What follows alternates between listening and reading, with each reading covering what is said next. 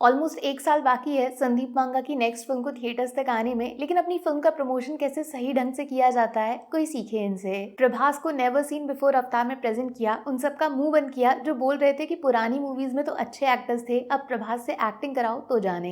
और साथ में तृप्ति डिमरी को बिना क्राउन के भी क्वीन बना दिया, दीपिका के फैन बेस को बिना माचिस लगाए ऊपर से नीचे तक जला दिया। हीरो मिल गया, हीरोइन मिल गई, अब बाकी बचता है विलन। लेकिन जैसा आप सोच रहे हो वैसा बिल्कुल नहीं है। स्पिरिट में विवेक ओबरॉय प्रभास के विलन नहीं है। सोशल मीडिया पर संदीप वांगा ने फिर से बॉम्ब छोड़ा है, अपने माया भाई को वापस नेगेटिव कैरेक्टर में डाल के विवेक ओबरॉय 2.0 का रॉकेट छोड़ा है। आंखों पे चश्मा, हाथों में तलवार और ये बात रोक जिससे एनिमल को भी है बहुत ज्यादा प्यार, प्रॉपर विलन मटेरियल लग रहा है ना। लेकिन सॉरी बॉस, ये विलन नहीं है। वी फॉर वांगा ने वी फॉर विवेक ओबरॉय को इंट्रोड्यूस किया है ए फॉर एंटेगनिस्ट की तरह। ये विलन से अलग कैसे होता है थोड़ी देर में समझाती हूँ। लेकिन संदीप वांगा हम सबकी सोच से हमेशा 10 कदम आगे चलते हैं। अकेले विवेक आते तो सिर्फ बात होती, बट जो नीचे आई हैं वो अपने साथ हाइप का तूफान लाई हैं। कुछ लोगों को ये पोस्टर संदीप वांगा के स्टैंडर्ड से थोड़ा मिड लगता, एवरेज फील हो सकता था, इसीलिए बड़ी चालाकी से बाय वन गेट वन का ऑफर लगा दिया। जब प्रभास का पोस्टर कपल में आया था तो उसका एंटेगनिस्ट अकेले कैसे आएगा, बट किसको पता था ये कैरेक्टर अपने साथ नशेड़ी जहरीले ड्रग्स ले आएगा।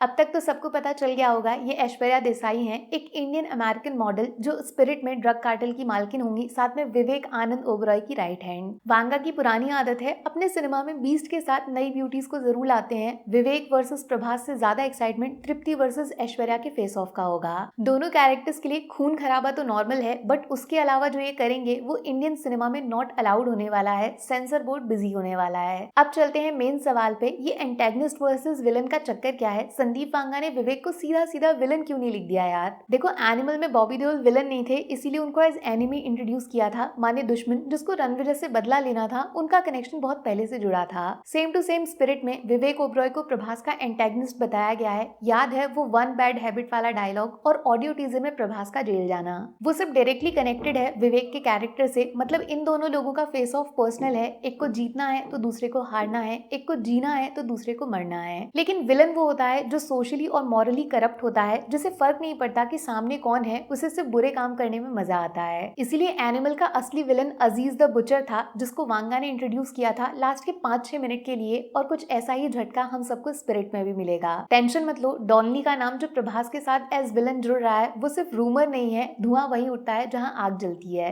इसीलिए क्लियरली स्पिरिट के नए पोस्टर में आपको कोरियन, मैंडरिन जैसी लैंग्वेजेस दिख रही हैं, जहां पे डॉनली का स्टारडम स्पिरिट की चांदी करा सकता है। लेकिन हर चीज का एक सही वक्त होता है। जैसे एनिमल के ट्रेलर में बॉबी देओल का कुछ ना बोलना और थिएटर के अंदर अजीज का आउट ऑफ सिलेबस आ जाना। वो ड्रग कार्टेल जो ये दो पावरफुल लोग चला रहे हैं, उसका मेन बॉस कोई तो होगा ना। हर बाप का एक बड़ा बाप होता है, क्या पता इस बार वो इंटरनेशनल हो। बट सच बोलूं, विवेक के पोस्टर से ज्यादा मुझे तो वेट है उस सॉन्ग का जिसके साथ वांगा स्पिरिट में उनको इंट्रोड्यूस करेंगे। और अगर डॉनली आते हैं तो थिएटर स्टेडियम की तरह फटेगा। प्रभास का कमबैक, वांगा का साइको सिनेमा और विवेक का ऐश्वर्या से रियूनियन। सॉरी, गलत फोटो लगा दिया। स्पिरिट को पकड़ना मुश्किल ही नहीं, नामुमकिन है।